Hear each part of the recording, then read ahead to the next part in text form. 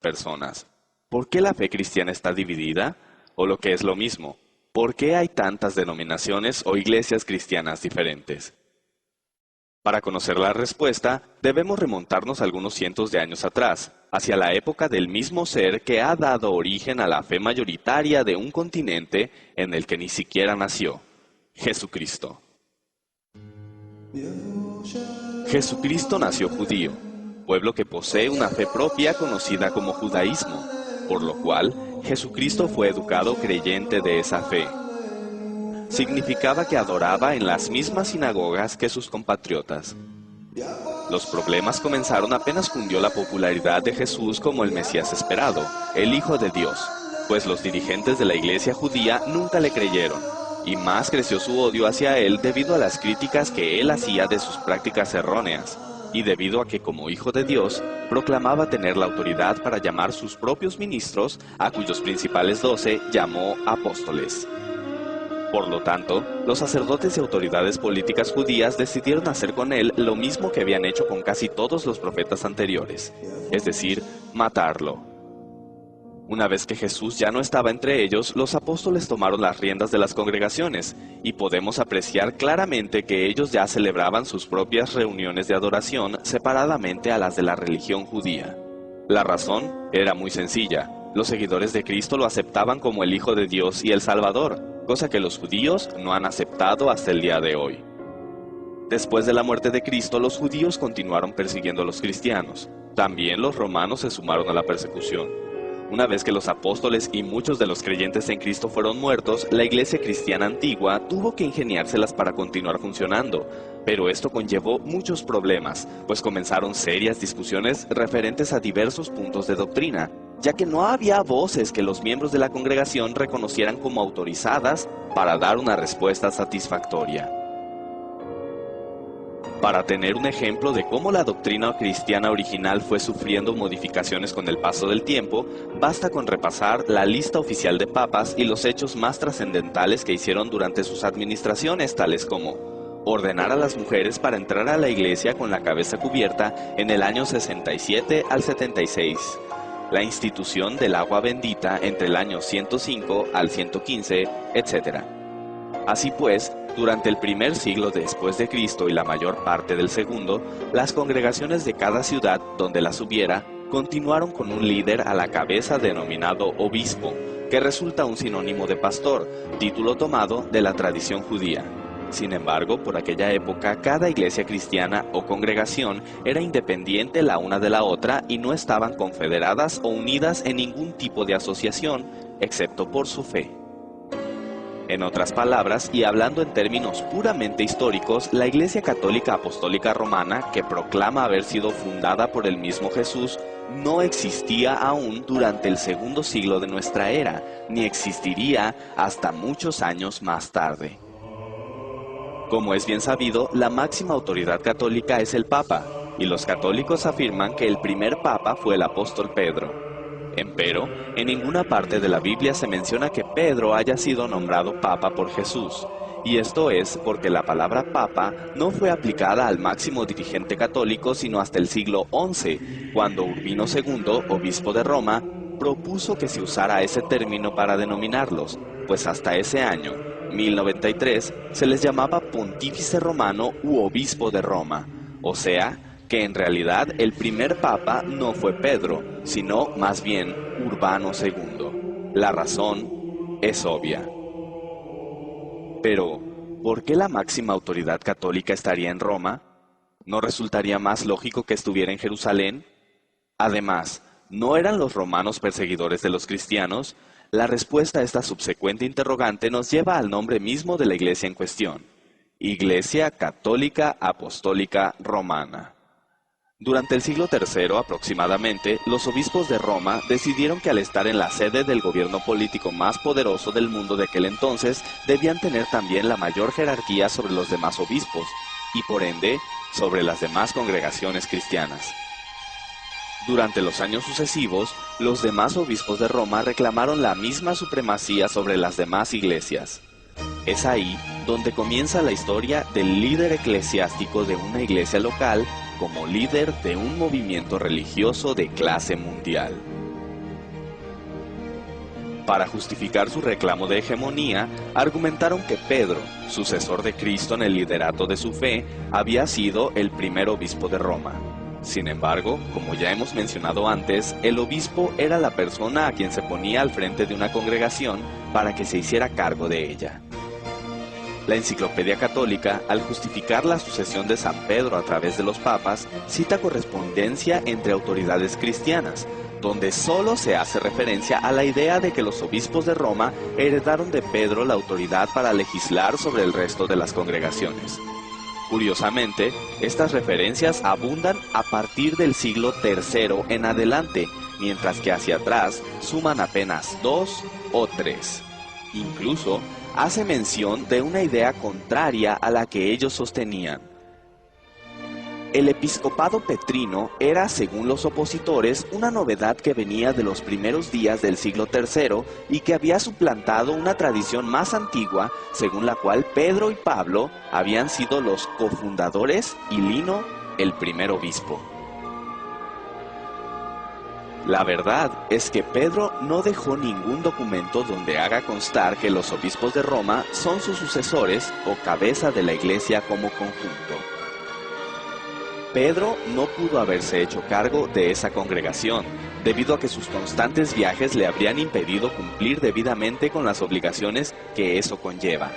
De hecho, la aseveración católica de que Pedro vivió en los últimos años de su vida en Roma es virtualmente imposible de comprobar históricamente.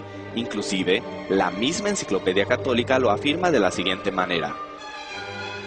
En cuanto a la duración de su actividad apostólica en la capital romana, la continuidad o no de su residencia allí, los detalles y éxito de sus trabajos y la cronología de su arribo y de su muerte, todas estas cuestiones son inciertas y pueden resolverse solamente mediante hipótesis más o menos bien fundadas.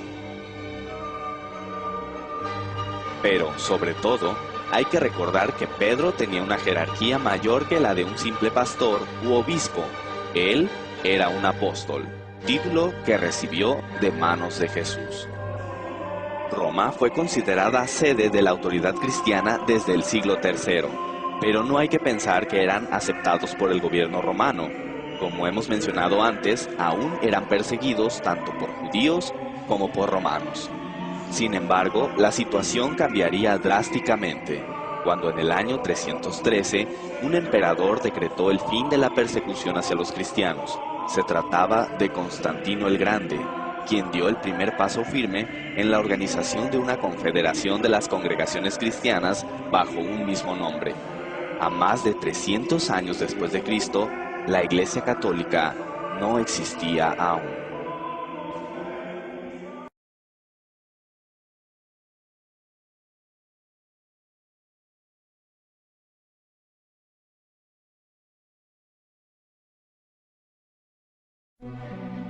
Después de la partida de los apóstoles, la sencillez del Evangelio fue corrompida o se fue apartando de él. Un ejemplo de todo esto es lo concerniente al bautismo, requisito indispensable para ser declarado miembro de una congregación cristiana. La palabra española bautismo significa sumergir, zambullir, hundir en el agua. La inmersión era la forma primitiva generalizada, de ello dan testimonio arqueológico las grandes fuentes bautismales del arte paleocristiano en numerosos templos cristianos en Oriente y Occidente. En el segundo siglo, el bautismo fue restringido a los 2 días festivos de la Pascua y del Pentecostés, y se necesitaba un curso de 3 años para poder recibir dicho sacramento. Para el siglo III se reconoció el bautismo infantil y posteriormente se institucionalizaría con el fin de volver al catolicismo a todo el Imperio Romano.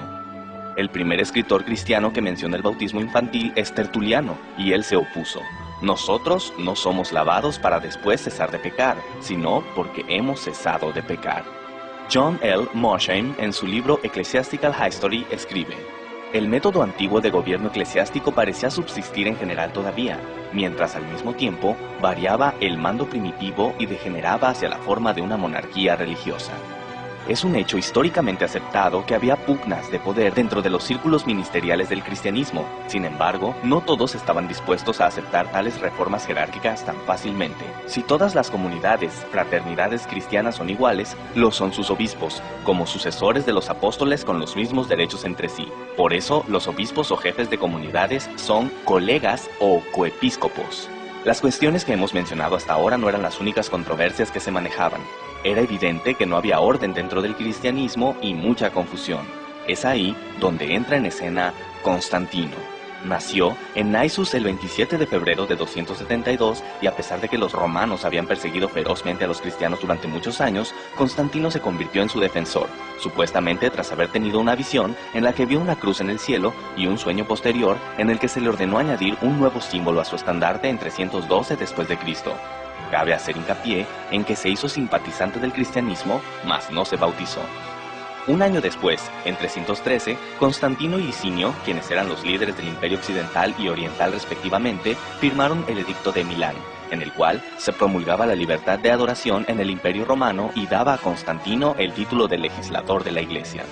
Que a los cristianos y a todos los demás se conceda libre facultad de seguir la religión que a bien tengan, sea lícito a cada uno dedicar su alma a aquella religión que estimare convenirle. De esta manera, inusitada y súbita, los cristianos tuvieron una posición diametralmente distinta dentro de la sociedad. Pero fue tan diametralmente distinta su nueva posición que evidentemente alejados del evangelio de amor al prójimo que predicó Jesús, se convirtieron en verdugos al perseguir, torturar y asesinar a los paganos a partir de los años 314 y 315. Finalmente, en 324, Constantino declaró al cristianismo la iglesia oficial para que ésta sirviera de medio para unificar su imperio. Una vez en este punto, los cismas, contenciones, confusiones y demás problemas doctrinales se potencializaron. Temiendo que estos conflictos volvieran a dividir al imperio, Constantino convocó al llamado Concilio de Nicea, donde se pretendía llegar a un acuerdo sobre temas hasta hoy tan controversiales como la naturaleza de Dios y su relación con el Hijo y el Espíritu Santo. Había diversas facciones que proclamaban opiniones al respecto, y el emperador Constantino, aunque no entendía los detalles de las discusiones de teología griega, notó que el grupo de Atanasio no cedería, y sería complicado mantener el orden del imperio. Por esta razón, y aconsejado por Ocio, decidió en favor de Atanasio, proclamando que Jesús era consustancial con el Padre. Con esta fórmula como base, se compuso el credo niceno en el que se resumía la doctrina cristiana, porque así como la verdad cristiana nos compele a reconocer a cada una de estas personas de ser en sí misma Dios y Señor, así también la Iglesia Católica nos prohíbe decir que hay tres dioses o tres señores. Todos los que no estuvieron de acuerdo fueron excomulgados. De esta manera, queda de manifiesto que la decisión sobre quién era Dios fue tomada por un hombre que no solamente no era sacerdote, sino que ni siquiera pertenecía a la comunidad cristiana porque no había querido ser bautizado. Como Pontífex Máximo, poseía el monopolio de la legislación en asuntos de iglesia. Al organizarse la iglesia en patriarcados y diócesis durante el Concilio de Nicea, se les otorgó el mismo rango a las sedes patriarcales de Roma, Alejandría, Antioquía y Jerusalén, cuyos titulares recibieron el nombre de arzobispos. El Concilio de Nicea había logrado confederar al cristianismo y vemos cómo construyeron un credo con el objetivo de poner fin a las reiteradas y enconadas disputas doctrinales. El término católico ya se empleaba antes del siglo III. De hecho, el primer registro que existe de este se encuentra en la carta del obispo San Ignacio de Antioquía a los esmilionitas en el año 110 después de Cristo. Donde esté el obispo, esté la muchedumbre, así como donde está Jesucristo, está la Iglesia Católica. Los estudiosos discuten si católico en este contexto significa universal o verdadera, auténtica. Durante las persecuciones, desde los primeros siglos, cuando preguntaban a los cristianos a qué iglesia pertenecían, decían a la católica. Bajo este concepto podemos entender que usaban el término iglesia católica no porque la iglesia así se llamara. Usaban el término católico para referirse a que pertenecían a la iglesia verdadera, es decir, la iglesia de Cristo, dando a entender que las demás iglesias eran falsas. Fue hasta el siglo IV cuando la iglesia que Constantino organizó fue nombrada católica. Actualmente se prefiere el significado universal para el término católico. En este punto realmente nace lo que ahora conocemos como Iglesia Católica y podemos entender entonces por qué la nacionalidad romana va junto a su nombre. Cuando Constantino cambia la capital del imperio a Bizancio, el obispo de esa ciudad quiso tener la misma preponderancia que su colega romano. Esto es una prueba de que la hegemonía del obispo romano sobre el resto de la iglesia se debe a su ubicación en la capital romana y que la supuesta sucesión de San Pedro es solo un pretexto. En el Cuarto Concilio Ecuménico celebrado en Calcedonia en el año 451, se reconoció a Constantinopla el mismo primado que a Roma. En este concilio ecuménico, el obispo de Constantinopla pasó a recibir el título de Patriarca Ecuménico.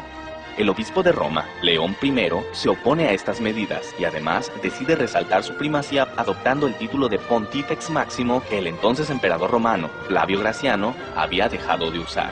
Este deseo de primacía absoluta por parte de Roma conducirá, entre otros motivos, a que en 1054 se produzca el cisma de Oriente y Occidente, es decir, la división del cristianismo entre la Iglesia Católica Apostólica Romana y la Iglesia Católica Ortodoxa, que cuenta con 300 millones de miembros en todo el mundo.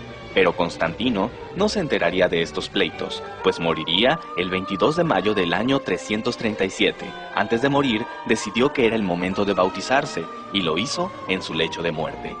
Curiosamente, su bautismo fue oficiado por uno de los obispos que estuvo en contra del credo de Nicea, Eusebio de Nicomedia. En vista de todo esto, podemos decir que el gran gestor de la Iglesia Católica Romana no fue ni Jesús ni Pedro, sino Constantino, este emperador que vivió varios siglos después de ellos, pues fue él quien organizó a la Iglesia y determinó la base doctrinal que de todos modos seguiría sufriendo muchos cambios aún hasta nuestros días. Los cristianos obtuvieron libertad de adoración gracias al Edicto de Milán, pero la Iglesia Católica dejaría esas libertades de lado al exterminar implacablemente a cualquier persona o nación que se interpusiera a sus intereses o que profesara creencias diferentes a su doctrina. Y finalmente llega el momento de responder a la primera pregunta que planteamos. ¿Por qué el cristianismo está dividido? Podemos concluir que hay muchas iglesias cristianas debido a personas que se percataron de que la doctrina predicada por la Iglesia Católica se distanciaba abismalmente del evangelio de aquel personaje que afirman fue su fundador. Tal vez el tiempo ha empañado la historia temprana de la Iglesia Católica, pero finalmente la historia siempre nos dará una idea de nuestras raíces, y nuestras raíces siempre serán una indicación de quiénes somos en realidad.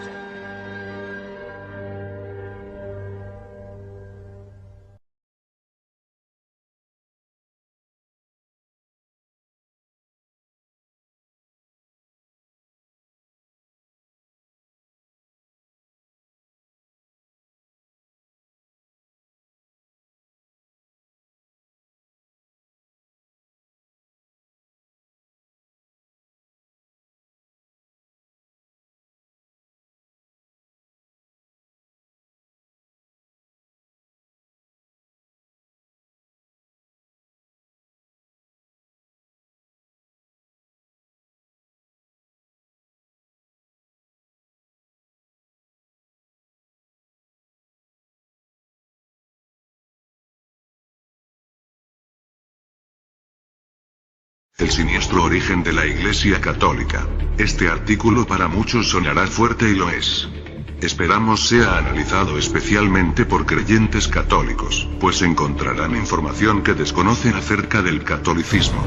De modo que puedas saber el por qué la Iglesia Católica es de origen satánico, y es una herramienta del demonio. Nos remontaremos a los orígenes de la era cristiana de modo que conozcas la verdad histórica. Muchas personas no creen en la existencia de Dios. Muchas personas incluso creen que Jesús fue un mito, o alguien que nació en un pesebre rodeado de paja, animalitos y dos personajes con aureola, mientras una estrella cruzaba el firmamento. Muchos no cristianos, budistas, musulmanes, hindúes, etc. reconocen la existencia de este niño que nació en Belén como un gran maestro, un maestro ascendido y así una serie de títulos, poniendo a Jesús en la categoría de sus líderes, Mahoma, Krishna, Buda, etc. Pero ¿qué diferencia a este Jesús de los demás? Simple. Cambió la historia de la humanidad dividiéndola en un antes y en un después de Cristo. Ni Mahoma, ni Buda, ni Krishna volvieron de la muerte para luego reunirse con sus discípulos y luego ascender a su trono en el cielo. Mahoma murió. Buda murió.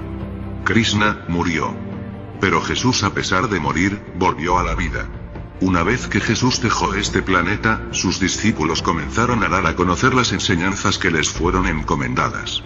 A este grupo se le llama comúnmente la iglesia primitiva, pues la conformaban personas que se iban aglutinando en torno a las enseñanzas de los discípulos de Jesús y así sucesivamente. Esta iglesia primitiva vivían y practicaban las enseñanzas dadas a través de Jesús y sus discípulos. Estamos hablando de una época en la cual no existían sacerdotes o líderes cristianos, de hecho la cristiandad se vivía casi en secreto ya que era perseguida y para el Estado romano la creciente cantidad de personas que aceptaban las enseñanzas de Jesús les producía miedo pues podían perder el control de sus súbditos. Por ello el Estado romano reunía a grupos de cristianos y los dejaban ser devorados vivos por leones hambrientos en presencia del público de modo de entretener a su pueblo y asimismo de provocar temor y con ello que el cristianismo se dispersara. A pesar de estos crímenes, el cristianismo crecía y el imperio romano mermaba. Los césares ya casi no eran tales porque ya no les quedaba poder. En el año 313 de la era cristiana, el emperador Constantino ya había sido sobrepasado, esto lo obligó a promulgar su famoso decreto de tolerancia, lo que logró que algunos cristianos salieran a la luz pública. Incluso Constantino cambió sus túnicas de César, por una vestimenta religiosa e intentó unificar a los romanos y a los cristianos. Para ello se declaró el primer papa y cambió el nombre a todas las deidades, ídolos, reemplazándola con nombres cristianos. Por ejemplo, Venus pasó a ser la Virgen María, y a Cupido le llamó Jesús. Así todos los demás ídolos adquirieron nombres cristianos de modo que la gente les venerara. Aquí nace la Iglesia Católica Apostólica Romana. Los verdaderos cristianos de entonces se dieron cuenta de lo que Constantino estaba creando un monstruo y huyeron de Roma, manteniéndose en la clandestinidad por cerca de mil años. Cuando Constantino dejó el poder, dio al obispo de Roma el título de sumo pontífice máximo e hizo de él un segundo papa. En el año 330 Constantino se fue a Bizancio, Turquía. La transformó un poco y la llamó Constantinopla manteniendo lealtad al sistema católico romano. Con el paso del tiempo se produjeron problemas en la Iglesia Católica Romana puesto que Roma dominaba el occidente y Constantinopla el oriente. Constantinopla se transformó en la capital de la Iglesia Ortodoxa. De este modo Roma y Constantinopla se convirtieron en enemigos mortales. La historia de la Iglesia Católica Romana fue desde sus inicios una máquina de sangre y muerte. Por ese entonces Roma ya era asidua de las macabras cruzadas en las cuales en nombre de la autoridad de la Iglesia Católica se asesinó a miles y miles de seres humanos.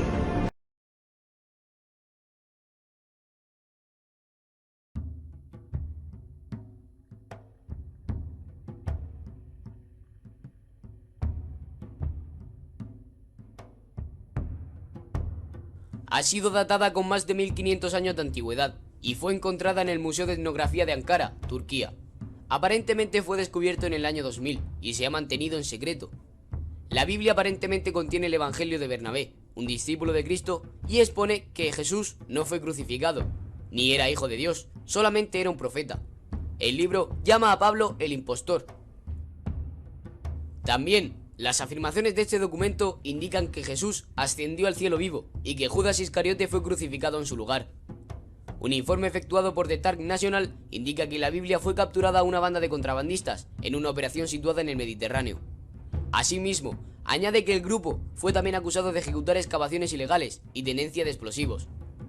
El libro se ha tasado en un valor inicial de $28.000. Según informes de expertos y autoridades religiosas en Teherán, insisten en que el libro es original. El documento en sí está escrito con letras de oro, en el cuero y con caracteres arameos, la lengua de Jesucristo. El texto mantiene una visión similar al Islam, lo que contradice las enseñanzas del cristianismo del Nuevo Testamento. Jesús también prevé la venida del profeta Mahoma, quien fundaría Islam 700 años más tarde. Se cree que, durante el Concilio de Nicea, la Iglesia Católica seleccionó cuidadosamente los evangelios que forman la Biblia como la conocemos hoy día, omitiendo el Evangelio de Bernabé, entre muchos otros a favor de los 4 evangelios canónicos de Mateo, Marcos, Lucas y Juan. Muchos textos bíblicos han comenzado a surgir con el tiempo, incluyendo los del Mar Muerto y evangelios gnósticos, pero este libro en particular parece preocupar al Vaticano.